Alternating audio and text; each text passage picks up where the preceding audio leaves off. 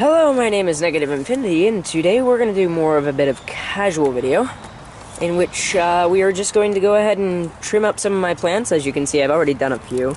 I've trimmed up the miner, that pot, multi-pot, and my Leucophila.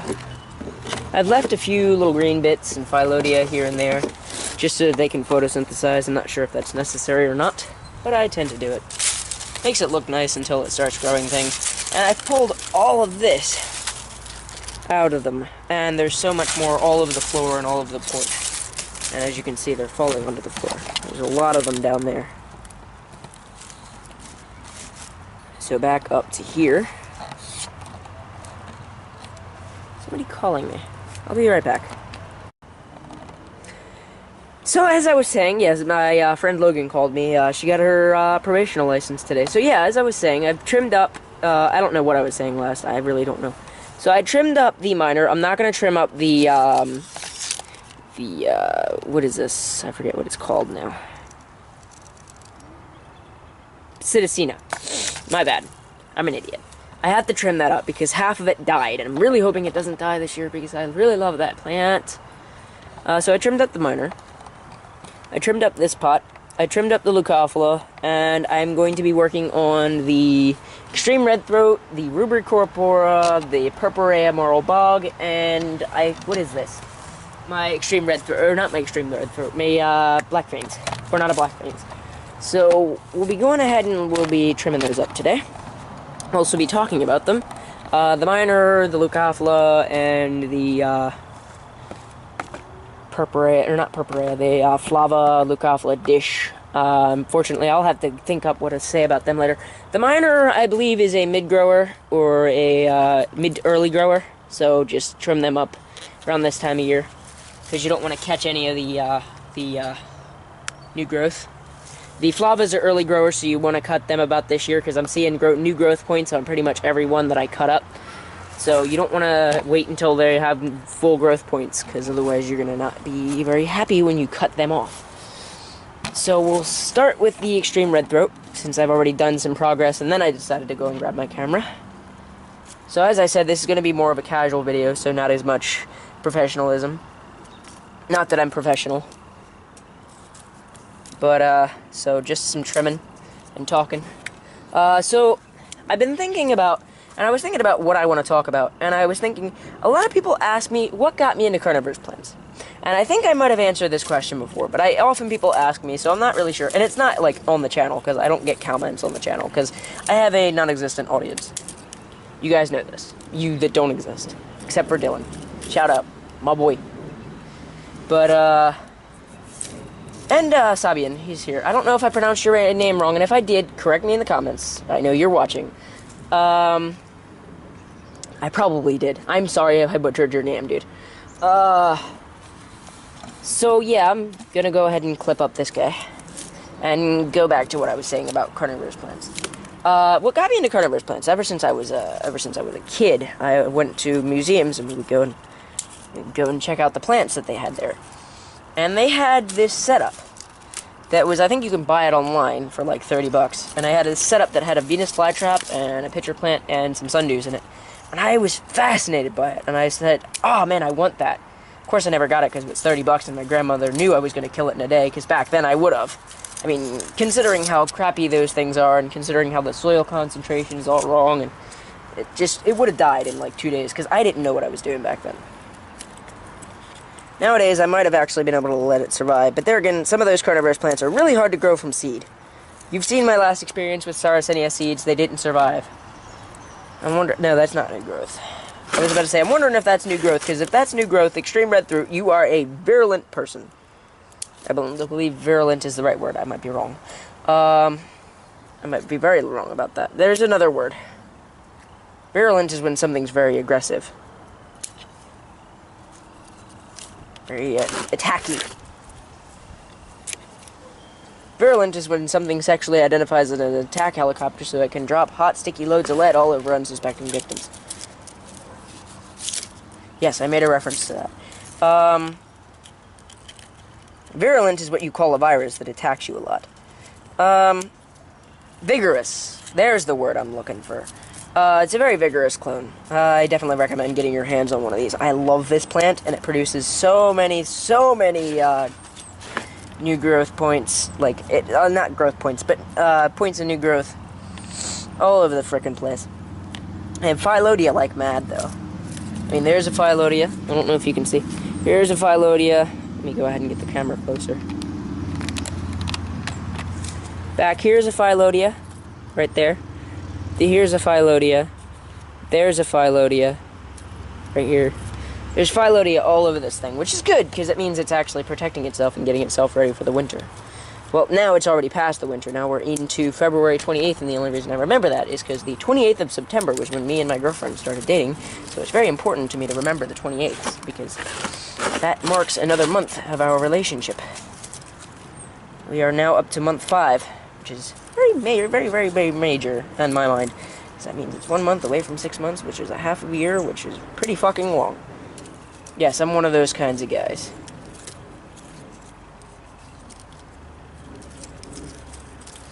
We're gonna go ahead and we're gonna clip this guy here. Down at the base. Because he's fully the way dead. That little, let me see if I can get you in there. That one. They already want me in for dinner. Wow. I should have told them not to start cooking just yet. Woo! It's gonna fall over. So, we will continue what for cutting. And I will continue about talking about why I got into carnivorous plants when I come back outside. Because right now I'm going to have myself some cheesesteak. And I will be right back. I am back. And as I was saying, when I was a child, we would go to these museums and we would see these setups. And I'm not sure if I'm on the right part of what I was saying. Because again, it's been so long since I went back to the video. As I was saying, we went to the museums, and we would see these setups, because they were selling them, and they would, not only that, but I think this one actually had one on display, and they had multiple different kinds of, plants. And they actually had a few Sarracenias. So, at the time, I was very fascinated. I wanted one, so I was like, yes, I have to have one. Naturally, I never got one. So I would go on the Discovery Channel, and, they would play documentaries about carnivorous plants, and I would be, like, absolutely fascinated. I was a kid, Kids are fascinated by things like this. I'm still fascinated by things like this, so I guess that makes me still a kid. I mean, we're all still kids at heart. To do something like this for pretty much a living, because I'm going to college to study it, you have to be fascinated by it. So you have to have that childlike fascination with plants and things. I mean, children aren't very fascinated with plants anymore, but when I was a kid, before we had telephonos and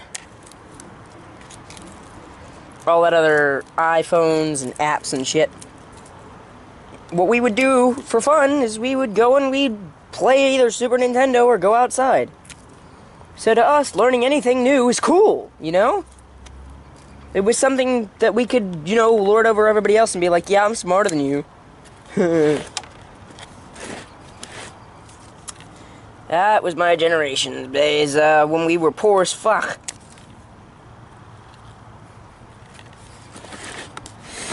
Ah, those were the days. Not being poor as hell, but, having a life. But, so I would be always fascinated with everything. So, of course, carnivorous plants were one of those things, and I had Venus flytraps.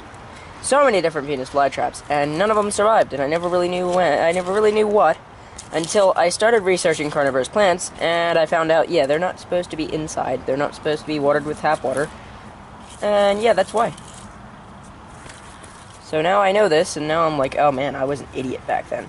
And that's actually the reason a lot of people, they say, oh yeah, I had Venus flytraps before, and I'm like, oh, did they die? And they're like, yeah, of course they died. They killed their Venus flytraps. I'm like, did you give them tap water? And they're like, yeah. And I'm like, well, you're not supposed to. And they're like, well, what else are you supposed to do? Distilled water. Rainwater, distilled water, anything like that. Can't even use pond water. It has to be straight from either the sky or from the distillery or reverse osmosis machine.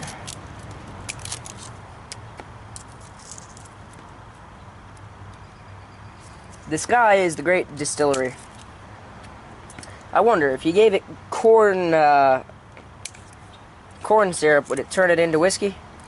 That'd be a great thing. Well, it's not corn syrup. I forget what they call it, but it's like a concentrated, like, I think it is. They make corn alcohol. This is the point I know. The point I'm trying to get across. If you gave it the stuff to make whiskey, would it make whiskey, since it's a great distillery in the sky? It was a joke long lost.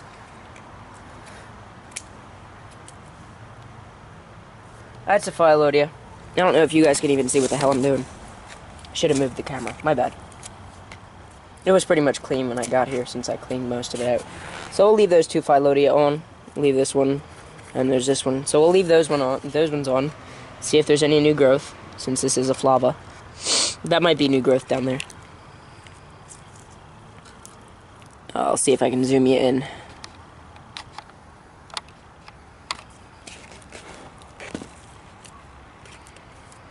So, right there. Right there might be a new growth. Can't really see it too well, can you? Not really much I can do for that.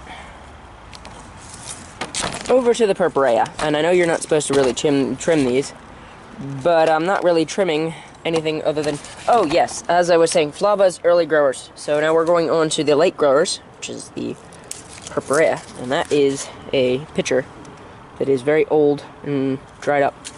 You are supposed to remove those. You're not supposed to remove any other pitchers, though, because the Purpureas are... Their pitchers can last like 2 seasons under good conditions. Of course, mine never do, because I don't know what the hell I'm doing. Come on. And then I gotta take its flower off. Yes, I'm deflowering my own plant. Make of that what you will. So that one's done.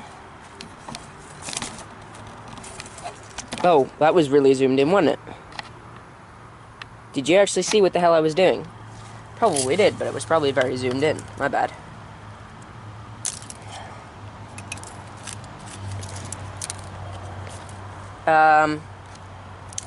Yeah, I think that's about all for the carnivorous plant, and why I'm fascinated with carnivorous plant speech.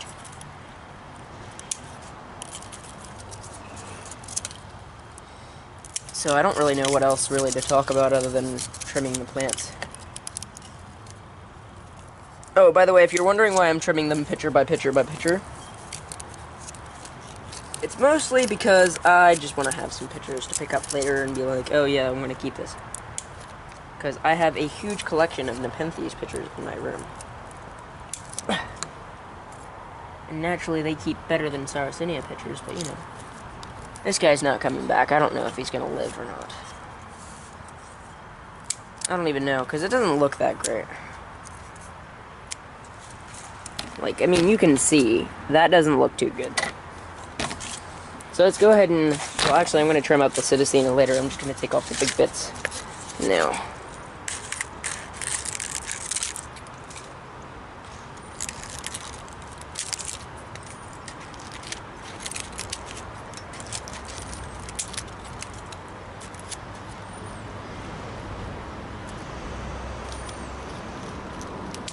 I do need to put the Psittacina in a bigger pot, I'm sure. I'm actually pretty damn regarded that that's what killed it. Well, it's not dead, but you know what I mean. So everything's trimmed. That's about all. The Purpurea looks absolutely beautiful. Look at it. Now without all that gray. And all that deep red, it looks absolutely beautiful. Let me go ahead and take a picture for Instagram. By the way, if you guys didn't know, I'm on Instagram, and I do all kinds of pictures of my plants.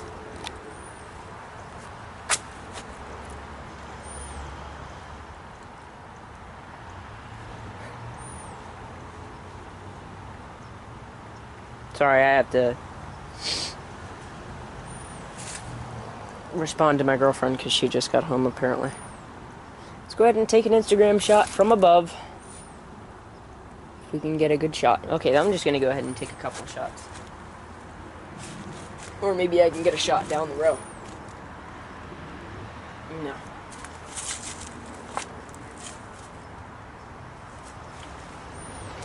They're just too far in space apart for me to be able to do it. For me to be able to do it any justice. I just took a picture of that one not too long ago. No. I don't know. I'm just not going to put a picture on Instagram then. I just won't put a picture on Instagram. You guys saw it here. You don't need to see it there. Anyhow. 4387 out. Peace.